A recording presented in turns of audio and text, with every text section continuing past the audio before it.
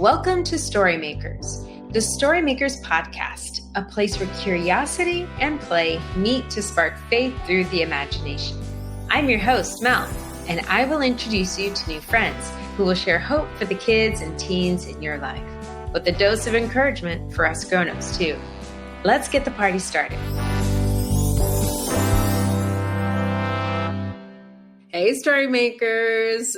Welcome to the podcast. We're super pumped up. Today we are with David Zahl from Mockingbird, and it is our new podcast home. We are so excited to have you. Thanks for coming, Dave. Oh, my pleasure. And I'm so excited to have the Storymakers podcast as part of the stable. It's very exciting. Well, here in Storymaker Land, we love to take a look back at people's stories and get to know our new friends and old friends. And we would love for our Storymakers to get to know you too, Dave. I know that there are a lot of super fans out there that already know lots about you. But if you were a stranger off the street and rolling into Storymaker world, who's Dave Zahl? The people want to know. Oh gosh, that's the $1 million question. Well, right now I think I direct Mockingbird. I'm a writer. More importantly, I'm a husband. I'm a father. I've got 3 boys, 2 of whom are very actively engaged in Storymakers as part of our church ministry. I've got this, and I feel these days like I'm a taxi driver, because that's what it's like. I've got a 14-year-old, an 11-year-old, and an 8-year-old. So I do a lot of driving, and I talk on a lot of podcasts. But my passion in life is trying to translate the good news of the gospel of the Christian faith into kind of contemporary language in all sorts of fresh ways, at least according to me. So that's who I am right now at this stage in the game. Yeah, well, you've been at it for a really long time. I mean, Storymakers came to life in 2018, 2019, but you guys have been after capturing the way that God moves through stories, through music, through poetry, written language, to articulate how God is the ultimate story maker, and then that we are connected to that story too, and that there's redemptive narrative rolling through all sorts of interesting, nuanced places. And Dave has written a few books. What did you start with? A book about music first, right, Dave?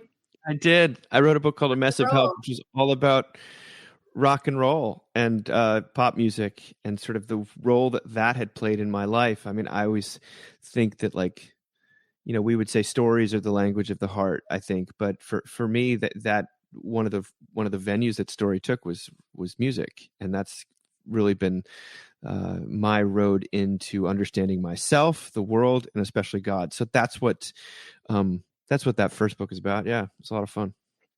Well, here in where these kind of parents, and especially parents, adolescents, and I think music is a great way to build connection, right, with your teens as you're trying to foster just have something in common with your teens. What was it like for you, Dave, as a teenager growing up? Was that a point of connection with you and your folks, or was that something that was more contentious, or was that something that they sort of opened the gates to? Well, I was really fortunate in this respect because I have a father who had a big record collection, and part of his relationship with my mother was they would go to concerts. He would take her to all sorts of cool shows, and they lived in New York City when I was really little, and then outside New York, and he was especially attuned to pop culture. My mother's more into literature and things like that, but as I grew up, I found out that, some people who grew up in the church where music was very fraught and what you should listen to, what you shouldn't listen to. And that wasn't the case in our house. It was much more, what do you want to listen to? And here's the stuff that I love. And it was sort of sharing passions with one another. So I remember him asking us one time when we were teenagers, he said, what do you think is more important to you? Or what matters more to you? The music you listen to or the movies you watch? And everyone of my siblings, it was always the music we listened to. by far. I don't know if that's changed for people as like streaming's become a different, you don't have to seek out stuff in the same way, but music's always been a point of connection between relationally between within our family. And my older brother, as you know, certainly Mel, he's not only a man of the cloth, but he's a DJ and deeply invested in strange disco music. Well, I think, we love Madeline Leigh Engel, who doesn't love her. And she has that great book, Walking on Water. And she talks about how Christian art is really art that articulates, identifies the chaos, but draws you to the cosmos. And I think that music has that ability, right? And so when, as we're kind of moving through adolescence or whatever we're moving through in life, I think that's part of why we gravitate and feel so connected and soothed by music, because if it does draw us back to something bigger than ourselves and that is also comforting, that's something to hang on to for sure. Oh my gosh. I think that says it all. You're both, you feel seen and recognized, like you're not alone. You're not the only person having these big feelings that you have in adolescence, but you're also drawn into a community of fans. If you're at a concert, there's that sort of collective effervescence of almost worshipfulness. Like if you go to, you listen to the crowds outside Taylor Swift concerts or something like that. There's all sorts of ways in which music can really be a salve. And I think if you go to a really good church service and there's beautiful music, you understand why. I think it was someone called Bach, or like maybe it was Martin Luther, who said that music was like the fifth gospel, or maybe it's the outside of the word of God, nothing draws the heart closer to God than music. That's true for me. Yeah, Madeline Leigh Engel had a very similar perspective on Bach specifically too. It's this experience of being pulled out, the awe experience, right? But being drawn towards this ultimate story maker, obviously. Yeah. So cool. Well, Dave, here we'd love to get curious about, anyone who's coming on the pod, and we'd love to kind of get like a snapshot of your life a little bit when you were, growing up, where you never imagined like, I'm going to be an ED of a ministry. And when you look back at your life, can you see, how God captured your imagination and sort of landed you in the place that you're at now? Yeah, I think that like we get little glimpses along the way of sort of, why some things happen and some things didn't happen. The way that God captured my imagination, I mean, I was a kid in Sunday school. It was just kind of churchy Sunday school. I know that I come from, a mainline Episcopal Church background, which I don't know if it exists in the same way it did when I was growing up, but that's certainly where I was at.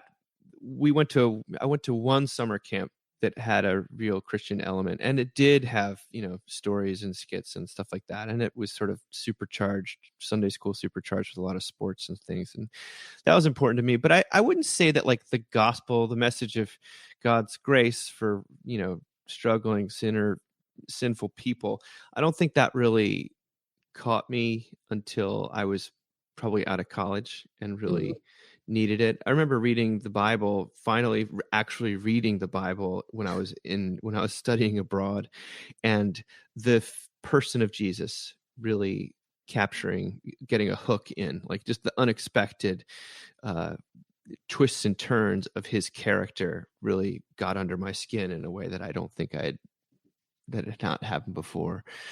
But when it comes to the imagination, like for me, a lot of the hooks were stories and things that were, it's maybe a cliched example, but when I first saw or heard the musical Les Mis, which has such a powerful theme of law and grace and redemption and forgiveness, and in light of God's intervention in the world, like that, I remember feeling like, like a crater in my heart, just like something was, I was encountering something very, very real.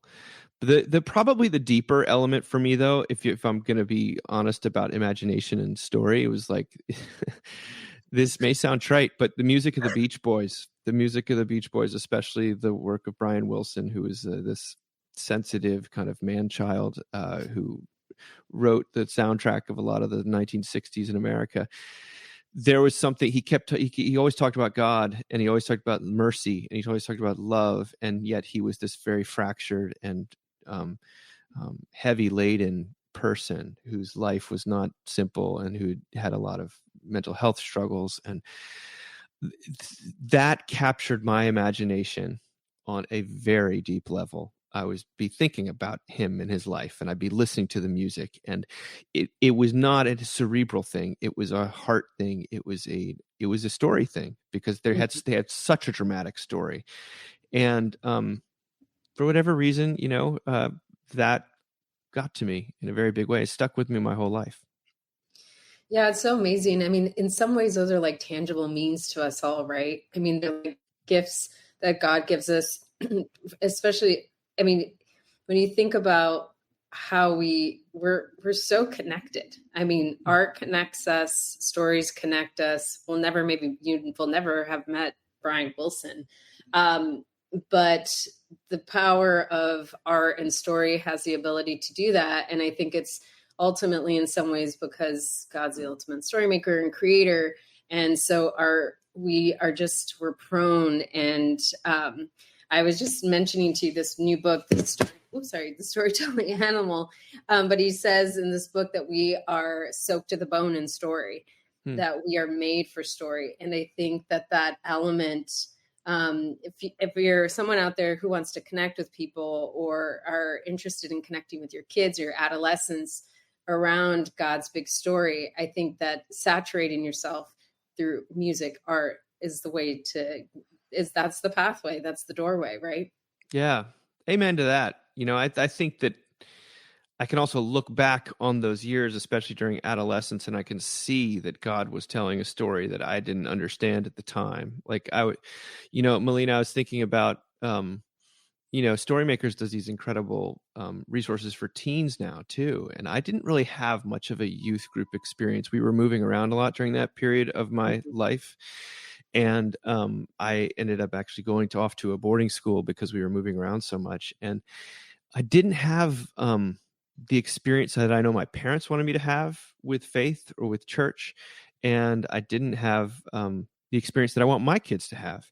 But what I look back on is I then went into sort of doing youth ministry with precisely that aged kids. And so I don't think that would have happened if I'd had a more better experience, I guess.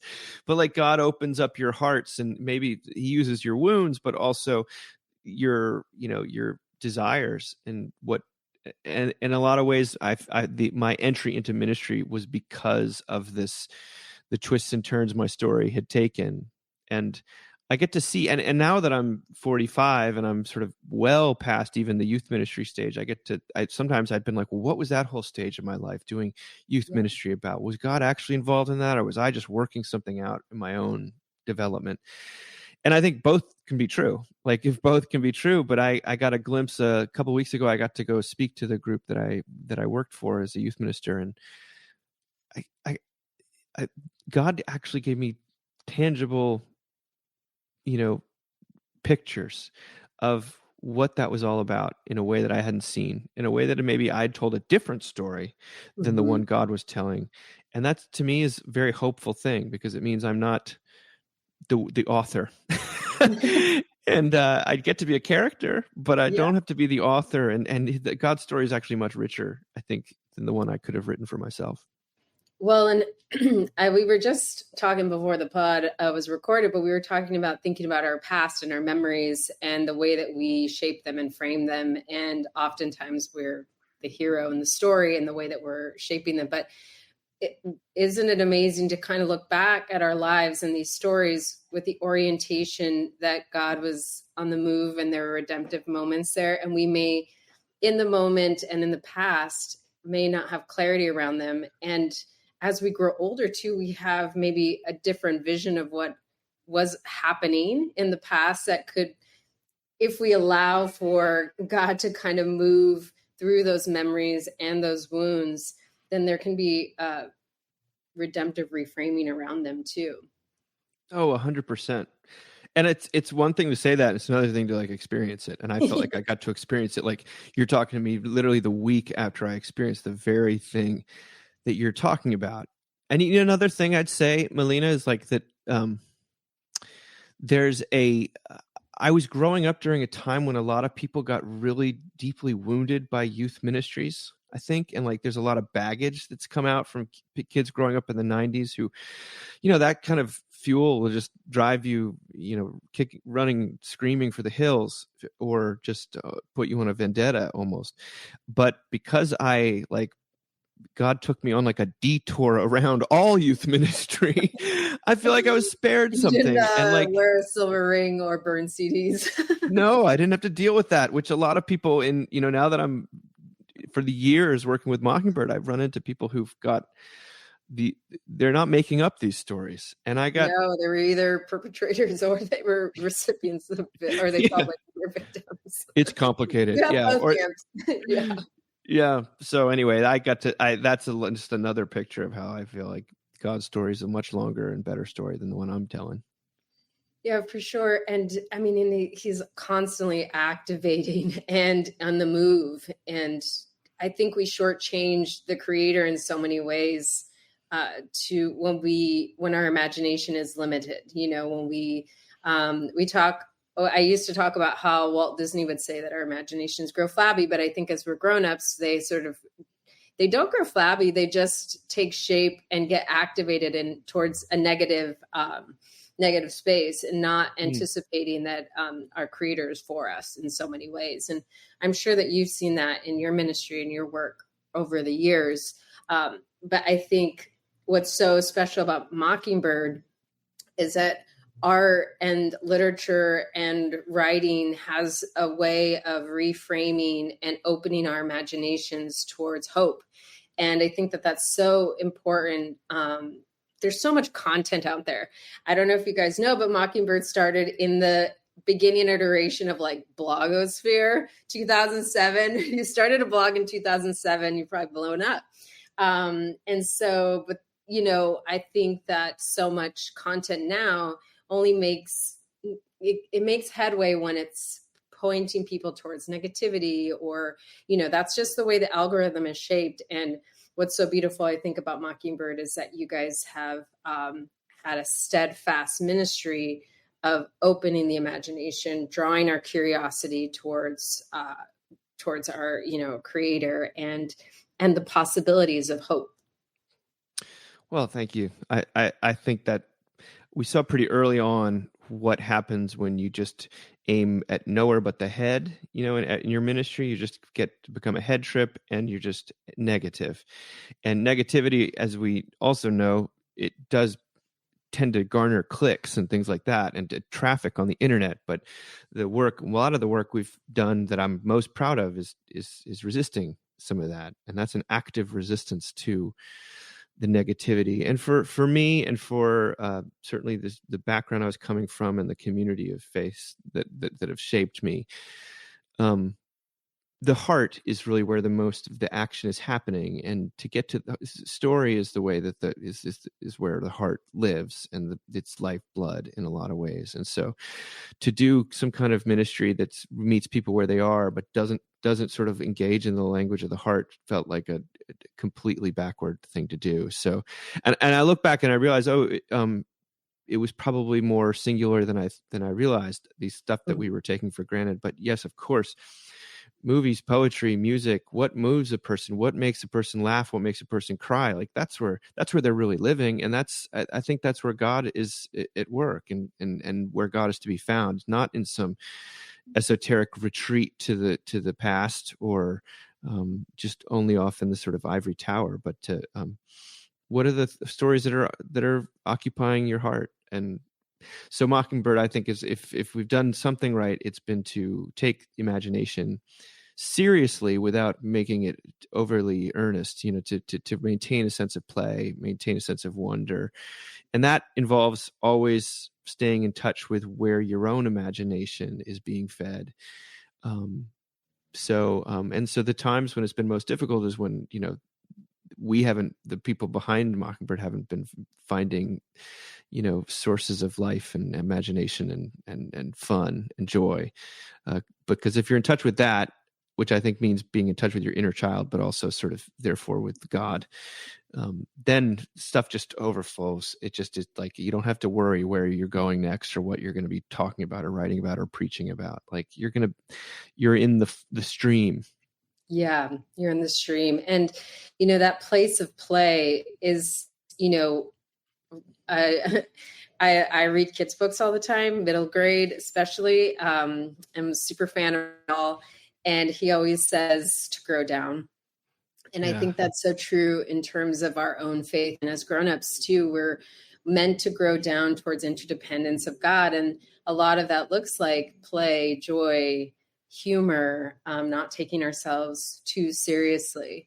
I think oftentimes this idea around like interdependence and really leaning in can often, be described as really like having hardcore discipleship, which I think is, it's important to get into the story and the scripture. We need it.